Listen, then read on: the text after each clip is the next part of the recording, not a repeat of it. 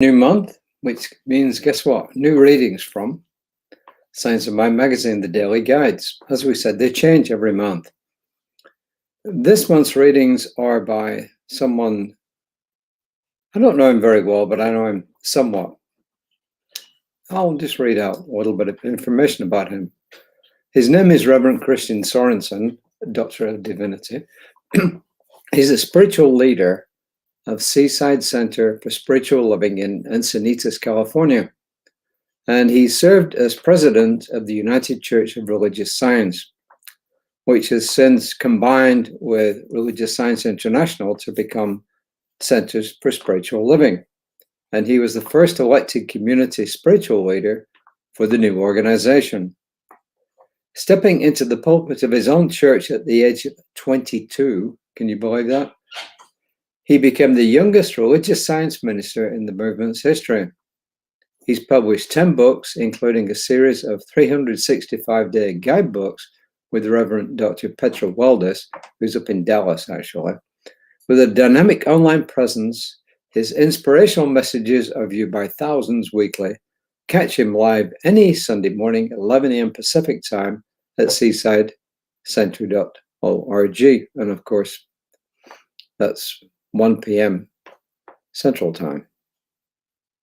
This is what he says about himself. I was raised by parents who listened to Dr. Ernest Holmes speak in Los Angeles and eventually became ministers themselves. I believe that being born into religious science creates an environment where the concepts of this philosophy allowed me to develop and understand my purpose in life at a young age. My passion is still fueled today, just as it was when I entered the School of Ministry in the 1970s, to assist others in knowing their own inner voices so that they may be guided in creating a joyous, abundant life through that connection. This month, may you find comfort and strength in knowing your true nature. You are an individual expression of the eternal, perfect and whole. So that's an introduction to Reverend Dr. Christian Sorensen. And he says the following. He quotes from Will Roger. Everything is funny as long as it's happening to somebody else. Everything is funny as long as it's happening to somebody else. Isn't that true? Ernest Holmes in the Science of Mind textbook on page 175 says, we should not fool ourselves about any demonstration.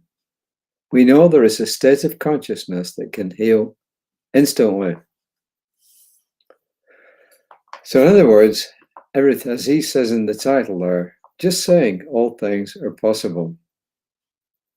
Essentially, that's what Ernest Holmes is saying. A demonstration simply means that when we pray and something happens, that is a demonstration.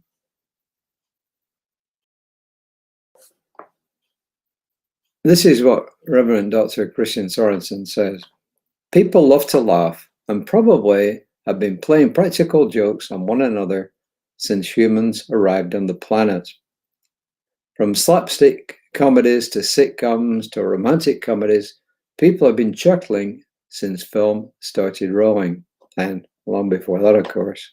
It's not uncommon on April 1st to see local headlines sharing stories about silly things, repurposing buildings, creating crazy new street names, turning a local pub into a church, and so on and so forth. He says, imagine these were the morning's lead story. And he's now projecting into the future. It's been decades now since there was such a thing as war. Peace prevails. There are no more borders. Everyone loves each other. Caring is a dominant human trait. Money no longer exists as all resources are shared freely. The planet experiences a pandemic of perfect health. Education is free. All children successfully do what they love and came to this world to do. The planet healed herself, returning us to Eden. The sky is clearly bright. All water sparkles with freshness. You can drink from the streams or the tap, thinking this is all delicious. Fully restored, the oceans teem with life. Recently extinct animals return to roam the earth once again. People live abundantly in balance with the planet. He says, just saying, all things are possible. So is he being a Pollyanna or what? A lot of people would say, yep, Reverend Sorensen, you're just being a Pollyanna. But the point is this. What he's trying to say is that, yes, none of this stuff right at this moment physically is real, but it's real in our minds and our imaginations. And as Ernest Holmes said,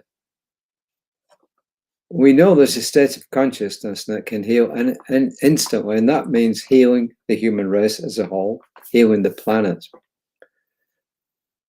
So beyond and behind all this is changing the way that we look at life. You know, there was a story about the Emperor Hadrian, you know, the one who built the wall across that approximately separates England and Scotland, because the Romans conquered what is now England and Wales and didn't want to mess with the people further north. So they built Hadrian's Wall to keep them out. And the story is that he came across an old man who was planting trees. And the Emperor Hadrian asked him, how old are you? He said, I'm 100. And the emperor says, well, you're never going to enjoy these trees.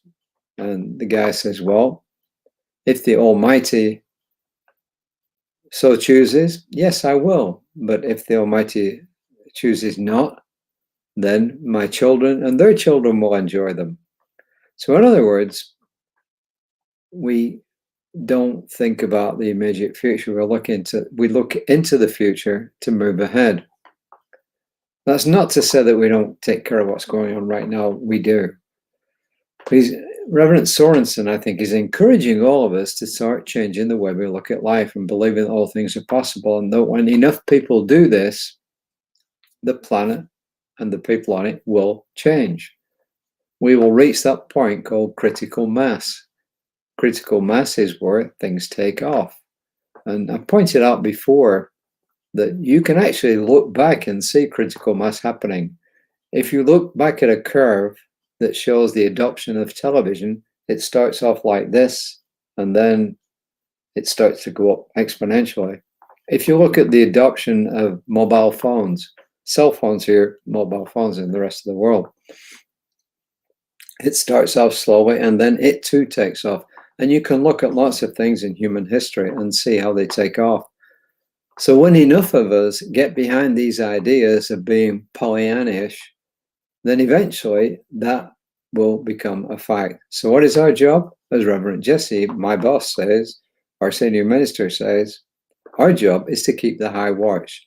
It's to hold those high views, even when we don't see the evidence right now, but to know that it's coming, either in our lifetime or in the future. It really doesn't matter. So that's our job. Our job is keep doing our spiritual work, keep doing our prayer work, and just to hold the high watch. And that's my interpretation of what Reverend Christian Sorensen said today, or for today. The affirmation he's given us is, I believe the good news that goodness prevails today. I'm changing the words a little bit. I believe the good news that goodness prevails today. And I'm not sure what I put it. It may say God. I may change it to goodness. I'm not sure. But anyway, there it is. That's really all I got to offer today. But one final word on all this. There's lots of really good stuff out there that you can watch that will perk you up. You know, my wife receives and searches out things that make her feel good and make her laugh. So she'll often find this stuff on Facebook, YouTube, wherever, and then she'll either copy me on it or show it to me. And we just know that when we think good things, good thoughts, it physically impacts us.